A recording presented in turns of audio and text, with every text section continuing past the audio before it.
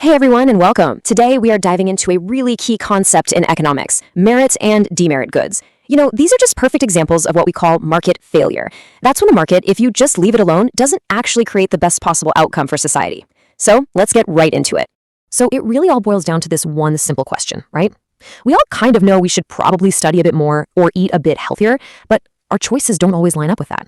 Well, economics actually gives us a really clear way to understand why that gap exists, and that's exactly what we're going to unpack today. So here's our game plan. We'll start with merit goods and their diagram, then we'll flip it and cover demerit goods and their diagram, and we'll wrap up by looking at why this all comes down to a matter of judgment. Let's get started. All right, let's kick things off with merit goods. Think of these as the good stuff, the things that are beneficial for us, but for some reason, we just don't get enough of them in a free market. So what is a merit good exactly? Well, put simply, it's something that is way more beneficial to you than you even realize. And this is all caused by something economists call imperfect information. Basically, you don't have all the facts, so you can't really appreciate the full long-term benefits. Now, consuming merit goods also creates what we call positive externalities. That's a huge exam term, and all it means is that when you consume it, it doesn't just create benefits for you, it creates benefits for other people, for society as a whole. And because of all this, the final market outcome is that these goods are under-consumed. The two textbook examples you absolutely positively need to know are education and healthcare. Think about it. When you get an education, sure, you might get a better job, but society as a whole benefits from having a more skilled workforce. Or when you get a vaccine, you protect yourself, yeah, but you also protect everyone around you from getting sick. See? Those are positive externalities in action. Okay, now for the part that can sometimes trip people up, but trust me, it's actually super logical once you see it visually. Let's take a look at this underconsumption using the standard economics diagram. And here it is. This is the complete diagram for merit goods. Now I know, it might look a little complicated at first glance, but we're going to build it up piece by piece so you can see exactly what's going on. The real key is understanding that gap between the two benefit curves. So let's build this thing. The most important idea to get your head around is this. The marginal social benefit, or MSB, is greater than the marginal private benefit, or MPB. The private benefit, MPB, is just what you get out of it. The social benefit, MSB, is your private benefit plus all those extra spillover benefits that the rest of society enjoys. Now, in a free market, what do we think about when we make a decision? Usually just ourselves, right? Our own private benefits. So we consume where our marginal private benefit curve, that MPB curve, crosses the cost curve, and that gives us the free market quantity at Q1. However, the ideal level for society as a whole is where the total marginal social benefit, the MSB, equals the cost. And if you look at the diagram, you can see this happens at a much higher quantity, all the way over at Q2. That's the socially optimal level. And there it is, clear as day. This shows the market failure. The market is only giving us quantity Q1, but what society really needs is quantity Q2, so the good is underconsumed. This gap between what we have and what we need represents a loss of well-being for society, which we economists call a deadweight welfare loss.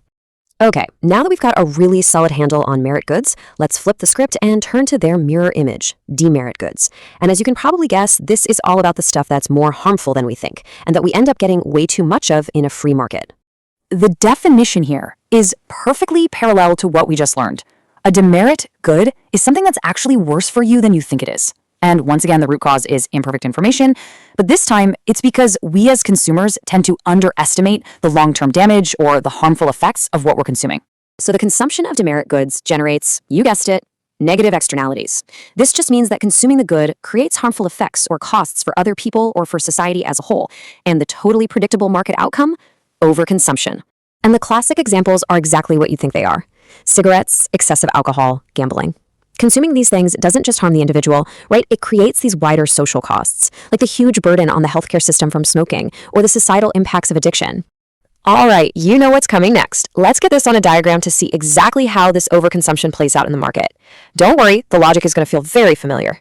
Here's the standard diagram for demerit goods. And again, let's just break it down.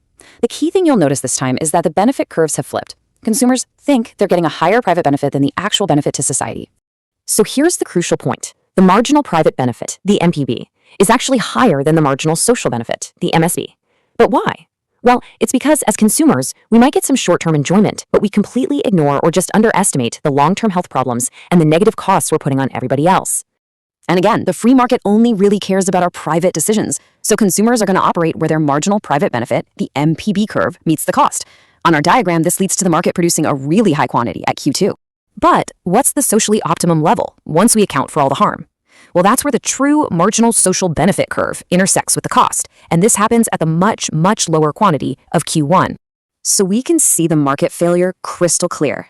The market produces and consumes way out at Q2, but the socially desirable level is actually back at Q1. So the good is overconsumed. And this creates another one of those deadweight welfare losses, as society is left to deal with all the consequences of this extra consumption. Okay, for our final point, we need to add a really important critical layer to all of this. We've been throwing around words like good and bad and beneficial and harmful, but who actually gets to decide what's what? And this brings us to the idea of normative judgments.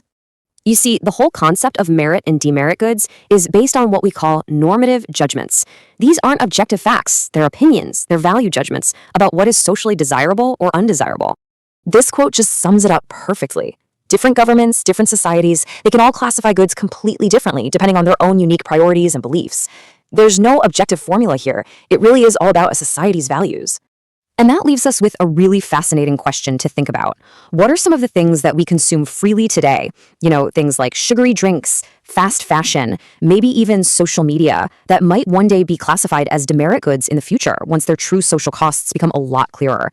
It's a powerful way to see economics playing out in the real world. Thanks for tuning in.